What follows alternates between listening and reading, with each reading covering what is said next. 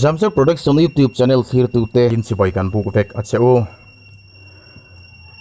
Supreme Court John Sarkar lai pui na Kristiante torna thleng report peturina hriatir India maro rela sang Supreme Court of India chuan Ministry of Home Affairs na hriatir na pe in Kristiante chunga leilen na chi sang thleng chungchâng report kim chang than hi chunga hriatir turina ti Most Reverend Dr. Peter Machado, Archbishop of Bangalore National Solidarity Forum le Evangelical Fellowships of India ten Kristiante ti duda na thleng sang ti tok tura Supreme Court a petition March sang ni som ni pania an thelu kalzel ani Supreme Court chuan September ni khat khan MHA hi hriatirna ape ani United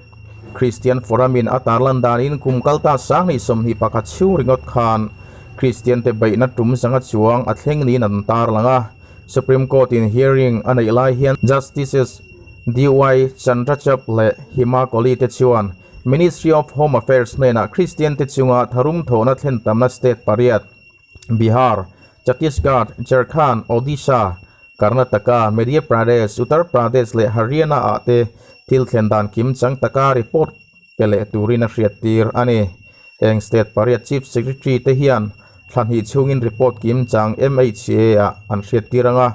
MHA chuan report hi court hearing a soi fiale thungron ani hearing hi December ni ruksang ni som ni pahia nei le tur ani SC Michael United Christian Forum petition thelu ti jinga pakhat chuan court order chu lomomati thu soin court a hian document fel fai takle fin fiana thatok nen petition hi thelu ani thu a soi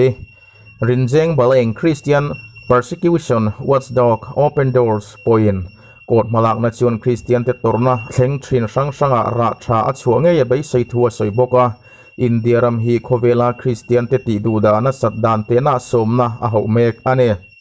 Queen Elizabeth II kuang in Buckingham Palace a thlenga Lalnun kong hnung berin lut a lo hle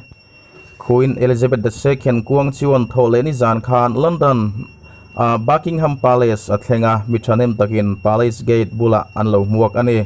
Lalnu kuang hi an ram huna thole ni zan khan Edinburgh atrangin London a phur ani a Lalnu kuang phur tu thlo theina in London apan lai ajin kong hnung thlir tu hi mi makta duai nga chuang an om chin chia thei china thlo theina thlok lai thlir zui tu nga ber most tracked flight ani flight checking website Flight Trader 24 Thailand in Queen Elizabeth II kuang phur tu thlo theina thlok lai hi online a mi makta duai li point pasari pakwa velin an ena nuai nile singa velin YouTube channel kaltlangin an enbok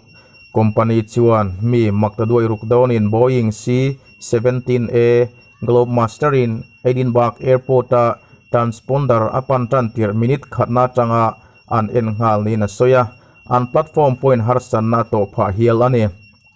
Lalnu ani na nga BOSC Argonaut Atalanta a azin chuana masaber atanga kumsom sari liam nuwa Queen Elizabeth II flight nung ber hi Flight Trader 24 chanchina meeting event lo berani te in Flight Trader 24 Directors of Communication chuan asoi an record masa August la US House Speaker Nancy Pelosi in Taiwan at lo tuma entu mi makta duai nile nuai ni ain ale chuangin a entu ang azok ani ati Britain lalni rai theiber Queen Elizabeth II hi September ni riat khan Scotland a Balmoral la athia avuinai September ni som pakua nei ani ang